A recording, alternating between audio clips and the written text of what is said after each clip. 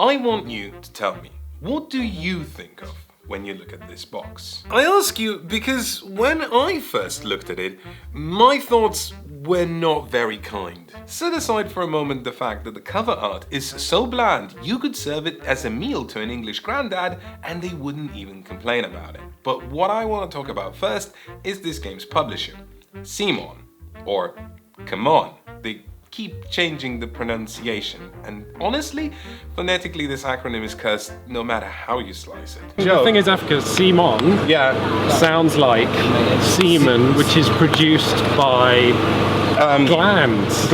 Long-time viewers will note that we've not been the biggest fans of games that Come On has made. In fact, out of the long list of games developed and published by this publisher in the 6 years of this channel, we have only recommended one of them. In case you're not familiar with Cool Mini or not, my team of assistants have prepared a detailed list of the sort of things that they are known for.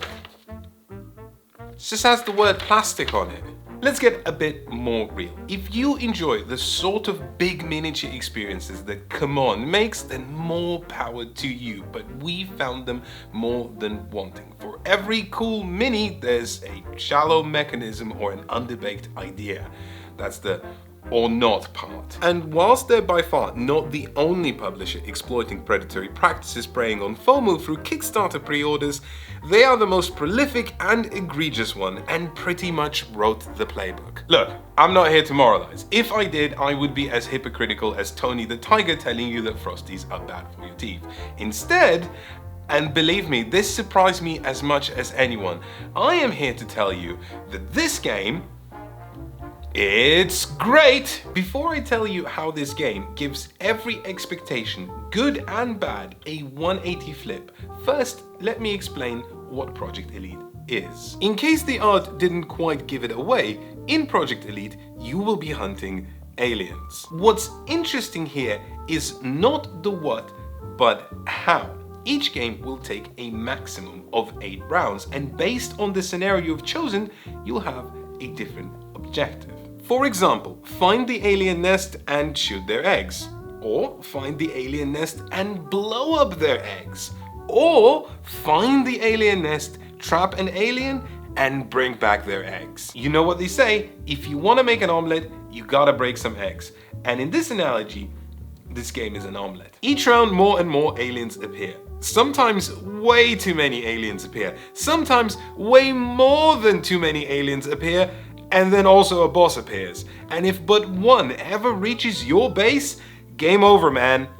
Game over. Here's the kicker. Each of the game's rounds is timed to exactly 2 minutes. Let's take an example of how this works in practice. You'll take on the role of a cast so ridiculous I wouldn't fault you for mistaking them for Dolph Lundgren's extended family and trundle towards your objective. Unlike most board gamers, however, I like to imagine that I'm not this character but some sort of an invisible commander issuing orders from a comfortable armchair. Basically, I'm not Malcolm, I'm Malcolm's boss. This isn't Malcolm, his name's Garrett, but that's what I imagine a Malcolm looks like. If your name is Malcolm, don't leave a comment. On your turn, you'll roll some dice, and then if the results show something that you want to do, you can do it. If you rolled a move, you could move.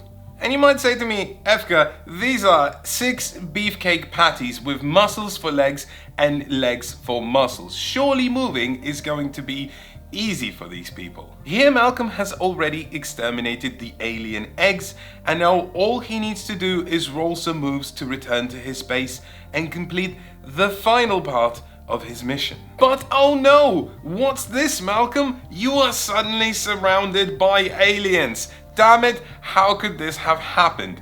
It's okay, Malcolm, your commander is issuing you an order to move.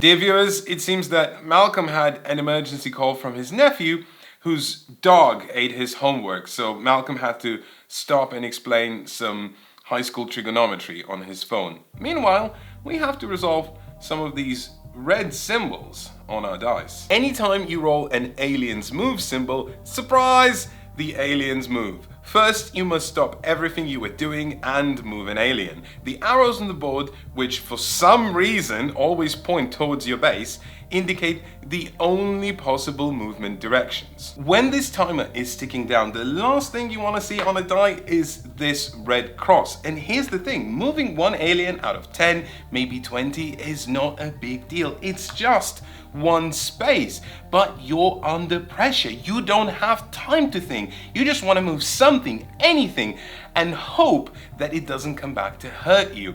But any move you make has the potential to be a lethal mistake. First of all, turns out aliens, big fan of the conga. Anytime an alien moves into another alien, they push that alien further down the line. And then that alien pushes another alien in front of it. And that alien pushes another alien in front of it. Guess what? If that alien then pushes you, that's one damage. And that one damage could prove to be devastating. Which is where you say, I don't see the big deal. Just don't move the alien that triggers the conga line, right?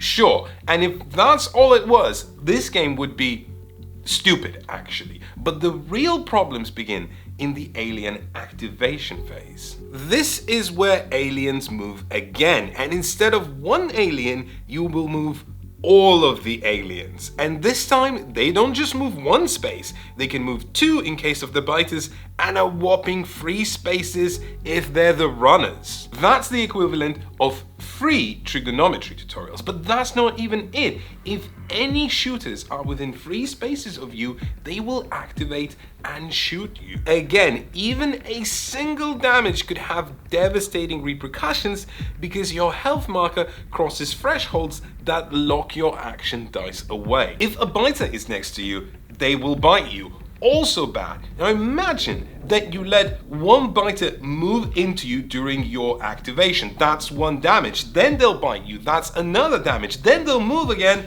That's another damage. By that point, you're pretty much dead. And who's gonna help Timmy with trigonometry now, Malcolm? Let's pretend that you didn't in fact die because the game would be immediately over. Let's pretend that you survived the alien activation phase and can breathe a sigh of relief. No! Stop breathing! You are still in a lot of danger. After the alien activation phase, you start another round, and that's when even more aliens spawn. It's entirely plausible that they will all spawn at the same location, pushing the existing ones out and creating more conga lines, making this battlefield an over 60 dance hall with blood, eggs, and goo. And here's the thing, it's easy to see this melange of beige plastic becoming big stress.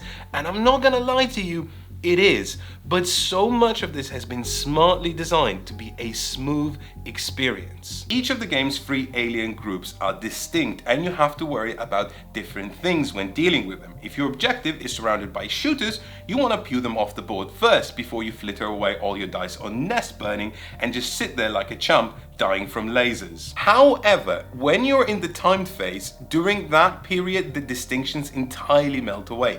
Each alien will ever only move 1 space if triggered by your dice and will only ever hurt you if they conga into you. Which makes things sweet and simple. I don't want the game to interrupt my precious as all heck 2 minutes to worry about alien stats. And that's clever, but what's really clever is that by not making me think about the difference between aliens, the game is making me not think about the difference between aliens. I just rolled 4 alien movement. Okay, it's fine. I'm just going to move this, this, this, and this. Oh, Malcolm, I think I just moved 4 shooters with lasers in front of you.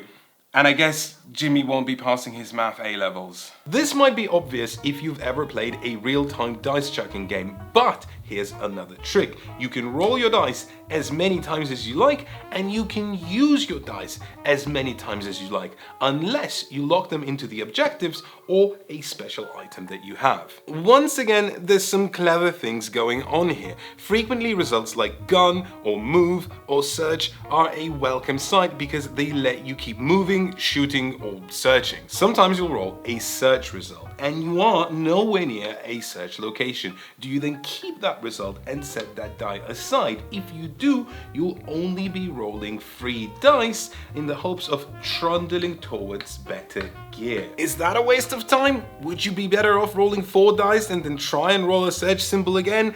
Who knows? With 4 dice, you're more likely to get the aliens move result, but you're also more likely to make your way there faster. There's just about enough decision making here to not overwhelm you as you're frantically rolling dice in search of the right symbol, desperately hoping that once the 2 minutes are done, you won't have to lift your head in shame and say to your friends, "I'm sorry, my hubris lost us the game." The real delight, however, is how this game manages to produce drama with every single beat. My biggest criticism of games published by CMON is how they understand theme.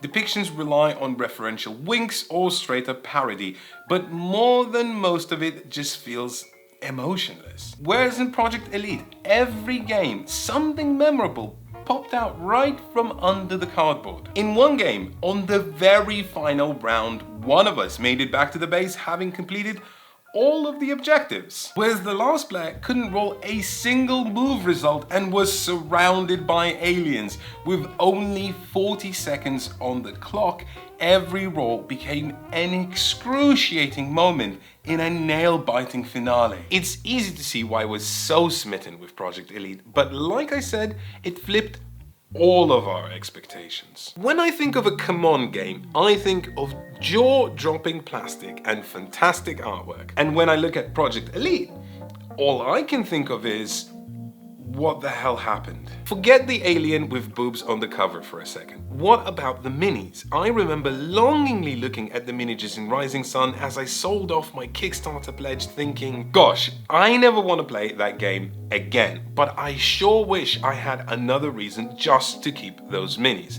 Whereas this just brings new depths to how boring beige can be. Project Elite is obviously a trashy, good time, and it costs what you imagine a trashy good time would cost. I don't necessarily need bling in my board games, but imagine my disappointment finally finding one of these larger-than-life Kickstarters that I actually enjoyed, and then getting all of this. And you know what? Not coloring the 3 different alien types in different colored plastic is a genuine disservice to this game. At least if the figures were distinct enough, it wouldn't be a problem. But now, half of the time, I can't even tell what's what on the board. But there's one expectation that CMON never fails to deliver on, and that is that unless you take a punt and back their Kickstarter, as a retail buyer, you get absolutely shafted. For example, the retail box includes 6 characters to play with, but if you pre-order this game, you get 15. How is that fair? I get that as a company that's built its business model on mesmerizing people's wallets with the promise of cool or not,